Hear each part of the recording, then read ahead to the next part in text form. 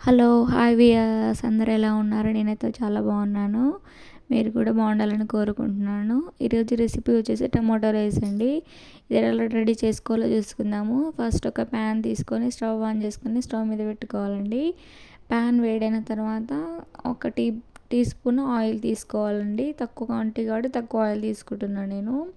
అలాగే ఒక చిన్న స్పూను గీ తీసుకుంటున్నానండి. ఇవి రెండు కూడా హీట్ అయిన తర్వాత జీరా అండ్ ఆవాలు వేసి ఇవి చిటపటలాడేంత వరకు వేయించుకోవాలండి. ఇవి చిటపటలాడే టైంలో ఒక మీడియం సైజ్ ఆనియన్ కట్ చేసుకొని వేసుకుంటున్నానండి. ఈ ఆనియన్ కూడా ఆయిల్లో స్ప్రెడ్ అయ్యేలాగా మంచిగా కలుపుకోవాలండి. కలుపుకున్న తర్వాత మూత పెట్టి ఒక 2 మినిట్స్ వరకు ఉడికించుకుంటే చాలండి. ఓన్లీ మీడియం ఫ్లేమ్లోనే, హై ఫ్లేమ్లో పెడితే మాడిపోతుందండి. 1 మినిట్ తర్వాత మూత తీసి చూస్తే మనకు ఆనియన్ కూడా చాలా బాగా మగ్గిపోయి ఉన్నాయి కదండి. ఒకసారి కలుపుకొని చూసుకోవాలి. చూసుకున్న తర్వాత మీడియం సైజు పచ్చిమిర్చి కట్ చేసుకొని వేసుకుంటున్నాను.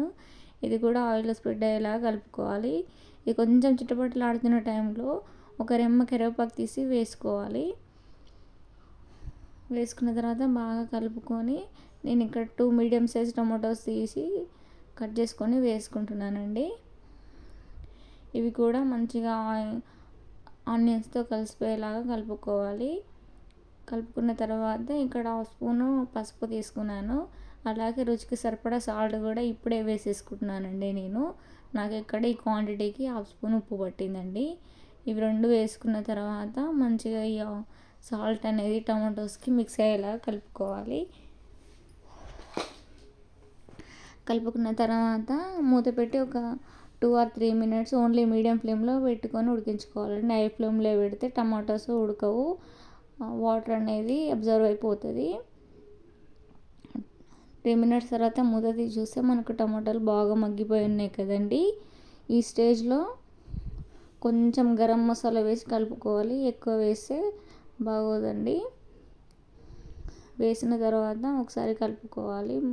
ఈ మసాలా మొత్తం ఈ గ్రేవీకి పట్టేలాగా కలుపుకోవాలి.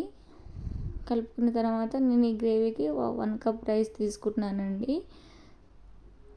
మిగిలిపోయిన అన్నమైనా వేసుకోవచ్చు, లేకపోతే అప్పుడే పొల్లులాగా ఉడికించుకున్న అన్నమైనా వేసుకోవచ్చండి. వేసుకున్న తర్వాత ఈ రైస్ ఈ టమాటో మిక్చర్కు మంచిగా పట్టేలాగా కలుపుకోవాలి. ఓన్లీ రైస్ వేడేంత వరకు వెయిట్ చేసుకోవాలండి. ఎక్కువసేపు వెయిట్ చేసుకుంటే టేస్ట్ అనేది పాడైపోతుంది.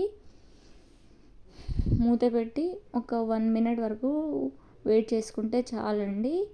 1 మినిట్ తర్వాత సర్వింగ్ బౌల్ తీసుకొని సర్వ్ చేసుకుంటే ఎంతో టేస్టీగా అండ్ రుచిగా ఉండే టమాటో రైస్ రెడీ అయిపోయినది.